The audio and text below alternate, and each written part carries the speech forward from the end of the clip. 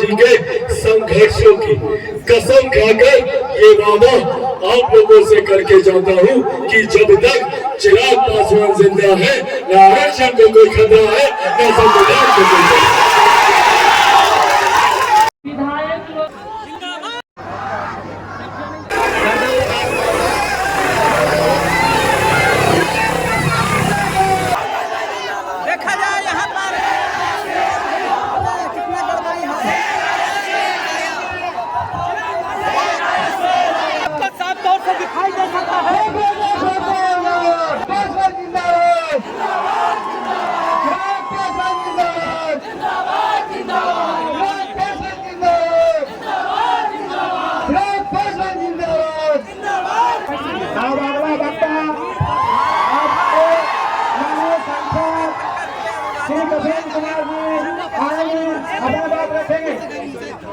किस तरीके से कैसे हाथ में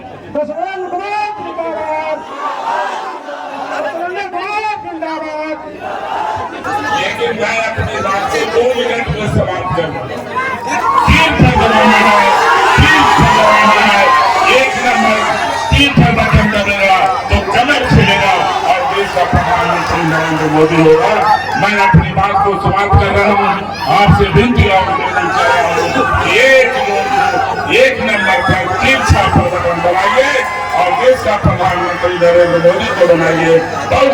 सभी बंधुओं और साथी, आप सबको सबसे पहले तो मैं बहुत बहुत धन्यवाद और आभार व्यक्त करता हूँ कि आप माननीय चिराग जी को सुनने इस कड़ी धूप में इतनी बड़ी संख्या में उपस्थित है और यह बताता है कि देश की दिशा दशा क्या होने वाली है।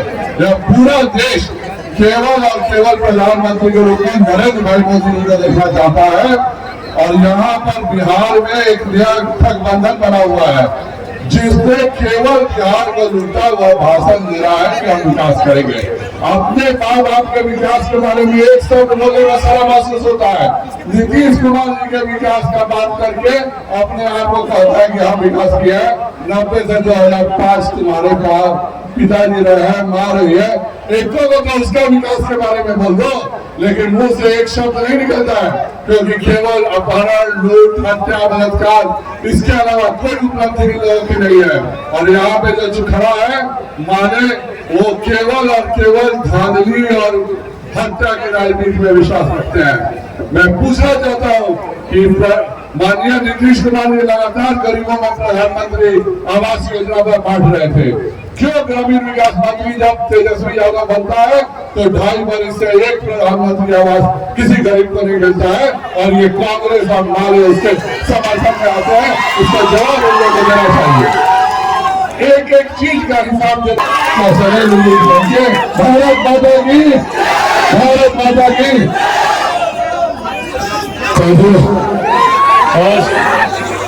आज चुनाव प्रचार 2024 के चुनाव प्रचार के बजे 2024 लोकसभा चुनाव प्रचार का आज अंतिम दिन है। बैठे पीछे पीछे पीछे अंतिम दिन है।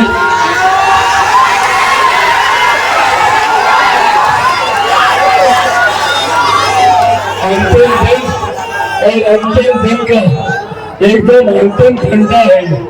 आखिरी आधा घंटा आप बहस बाकी रह गए। बहुत ज्यादा बातें आप लोगों से नहीं, बस कुछ जानकारी और कुछ आग्रह करने आप लोगों के बीच आए। आप सब जानते हैं कि जो 6 चरण का मतदान हुआ, उन 6 चरण के मतदान में जो रुझान सामने आ रहे हैं उसमें एक बात तय है कि 4 तारीख को जब ईवीएम मशीन खुलेंगी तो हमारे मौजूदा प्रधानमंत्री आदरणीय नरेंद्र मोदी जी तीसरी बार देश के प्रधानमंत्री बनने जा रहे हैं। ऐसे में हम सबकी एक अहम जिम्मेदारी है कि प्रधानमंत्री जी के सोच वाले व्यक्ति को हम लोगों को भारत की संसद में भेजने की जरूरत है। एक ऐसे व्यक्ति को जो प्रधानमंत्री जी के बगल में बैठकर आप लोगों की समस्या का समाधान कर सके, मुख्यमंत्री जी के बगल में बैठकर आप लोगों के विकास के कार्यों को गति दे सके। ऐसे में हम सब के लिए यह कोई नया चेहरा या किसी पहचान की इनको जरूरत नहीं है। कौशलेंद्र बाबू लंबे समय से इस क्षेत्र का प्रतिनिधित्व करते आ रहे हैं। एक जानकारी आप लोगों के साथ हम साझा करते हैं। जब हम पहली बार 2014 में जब हम जीत कर गए थे, जमुई का प्रतिनिधित्व कर रहे थे और भारत की संसद में जब हम जीत कर गए थे, तो हम दोनों हमसे सीनियर है 2009 से, पर 2014 और 2019 में हम दोनों की सीट अगले बगले में है। जब भी आप हमको देखिएगा भाषण देते हुए तो ये दिखाई देंगे, इनको देखिएगा तो हम दिखाई देंगे। ये करीबी रिश्ता है हम दोनों का। सदन में एक साथ जाना, एक साथ बैठना, एक साथ चर्चा में भाग लेना, ये लंबे समय से, एक दशक से हम दोनों एक साथ संसद में रहे हैं और ये श्रृंखला ऐसे ही बरकरार रहनी चाहिए। ये जिम्मेदारी आप लोगों के ऊपर है, निभाइएगा ना इसको। हर बार से ज्यादा मतों से जिताकर भेजिएगा, पक्का वादा। साथियों, जरूरी है कौशलेंद्र बाबू जैसे लोगों का जीतकर भारत की संसद में जाना। जब ये जीतते हैं तब हमारे प्रधानमंत्री जी भारत की अर्थव्यवस्था को मजबूती दे पाते हैं। जब ये जीतते हैं तब गांव में बैठी एक महिला के घर में शौचालय बनता है, उज्ज्वला योजना आती है। आज कोई गरीब, भगवान न करे किसी के यहाँ कोई बीमारी है, पर आज हमारे प्रधानमंत्री जी की देन है कि 5-5 लाख रुपए का मुफ्त इलाज का प्रावधान हमारी एनडीए सरकार, हमारे प्रधानमंत्री जी ने किया।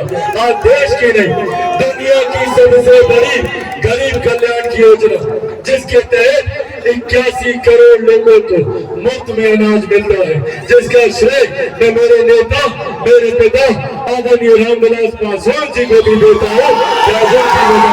ये योजना धरातल पर है। साथियों, एक तरफ जहाँ हमारे प्रधानमंत्री हम लोगों के देश को मजबूती देने का काम करते हैं, सरहद से सीमाओं को सुरक्षित रखते हैं, अर्थव्यवस्था को मजबूती देते हैं, महिलाओं के सम्मान की चिंता करते हैं, किसान मजदूर बुजुर्गों के हक की बात करते हैं, युवाओं की बात करते हैं, तो वही दूसरी तरफ ये महागठबंधन वाले भी हैं, कांग्रेस, राजद, इनके तमाम घटक दल। कौन है भैया ये लोग? ये वही लोग ना है जो 90 के दशक में लाठी में तेल मिलाने का काम करते थे। ये वही लोग हैं जो आप लोगों की नौकरी के बदले आप लोगों की जमीन हटाने का काम करते थे। और आज बड़ा ये लोग एक कानून पर काम कर रहे हैं। अगर कांग्रेस, राजद, वामदल ये लोग अगर जीता तो एक कानून बना रहे हैं विरासत पर कर, जिसके तहत आप लोगों की जमीन जायदाद संपत्ति का 55% हिस्सा, 55% हिस्सा ये कांग्रेस राजद वाला अपने खाते में ले जाएगा। आप लोगों के पास जितनी संपत्ति होगी या महिलाओं के पास जितना गहना जेवर होगा, उसका 55% हिस्सा ये लोग लूट कर अपने खजाने में ले जाएंगे। इस सोच के साथ कांग्रेस, राजद, इनके गठबंधन के लोग काम कर रहे हैं और ये जानकारी हम लोगों तक ना है तो झूठ बोलते हैं। क्या बोलते हैं? कभी कहेंगे संविधान को खतरा है, कभी बोलते हैं आरक्षण को खतरा है, कभी बोलते हैं लोकतंत्र को खतरा है। भैया ये लोग बात करेंगे लोकतंत्र की, जिन लोगों ने सन 75 में आपातकाल लगाकर सही मायनों में लोकतंत्र की हत्या करने का काम किया, आज ये लोग लोकतंत्र के संरक्षक बन रहे हैं। साथियों, आज आप लोगों के सामने मैं मेरे नेता, मेरे पिता आदरणीय रामविलास पासवान जी के संघर्षों की कसम खाकर ये वादा आप लोगों से करके जाता हूँ कि जब तक चिराग पासवान जिंदा है, न आरक्षण को कोई खतरा है, न संविधान को कोई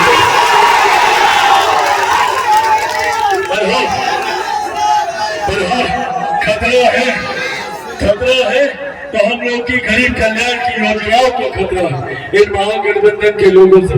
कितने लोगों को बताइए यहाँ पर 5 किलो अनाज प्रति माह मिलता है? एक बार हाथ उठाकर बताइए। अनाज मिल रहा है ना? मिलता है ना? अनाज मिल रहा है ना? सब बंद हो जाएगा, ना अनाज मिलेगा, ना 5 लाख का इलाज होगा, ना ही किसान सम्मान निधि, ना प्रधानमंत्री आवास, ना मुख्यमंत्री आवास। अगर ये राजद कांग्रेस अगर ये लोग जीता तो तमाम गरीब कल्याण की योजनाओं को ये लोग बंद कर देगा, क्योंकि ये लोग चाहता नहीं कि कोई भी गरीब गरीबी रेखा से बाहर निकले। जात पात धर्म मजहब में सिर काटने की इन लोग की राजनीति है। ये लोग नहीं चाहता कि बिहार का युवा पढ़ लिख कर आगे बढ़े, ये लोग नहीं चाहते कि बिहार से गरीबी मिटे। इसीलिए साथियों आज ये आग्रह करने आप लोगों के बीच आया और आग्रह के साथ मुझे 2 वादे चाहिए। क्या मेरे युवा साथी मुझसे 2 वादे करेंगे? पक्का करेंगे? पक्का वाला? साथियों अब 15 मिनट के बाद प्रचार समाप्त हो जाएगा। चिराग पासवान के लिए संभव नहीं है गांव-गांव घर-घर हर व्यक्ति के पास आना। ऐसे में क्या आप लोग चिराग पासवान बनकर मेरा ये संदेश मेरे भाई कौशलेंद्र जी को जिताने का ये संदेश घर-घर पहुंचाइएगा? बनिएगा चिराग पासवान?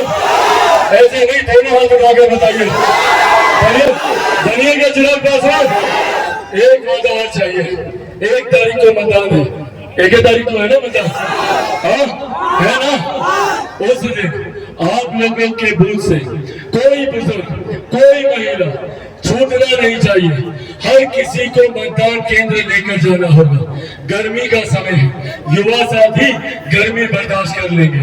आप लोगों को हर बुजुर्ग हर महिला हर चाचा चाची दादा दादी नाना नानी यार दोस्त अड़ोस पड़ोस दोस्त रिश्तेदार सबको मतदान केंद्र लेकर जाना होगा और मतदान कराना होगा। करवाइएगा? ये कितने नंबर पर बटन दबाइएगा? कितना नंबर?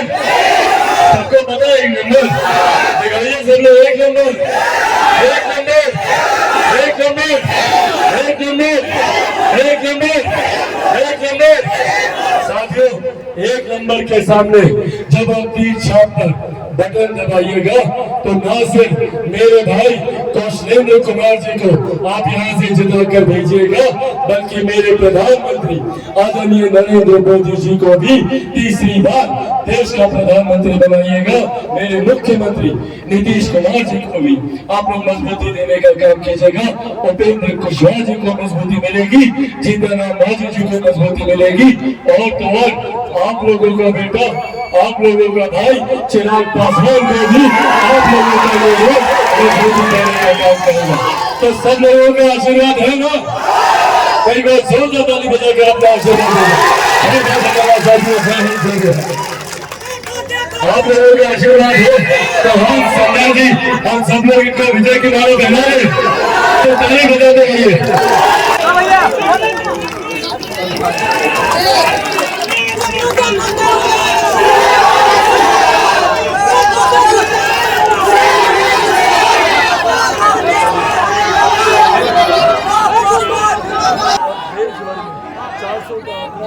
हेलो सर, इस पर महंगाई बेरोजगारी बढ़ रही है।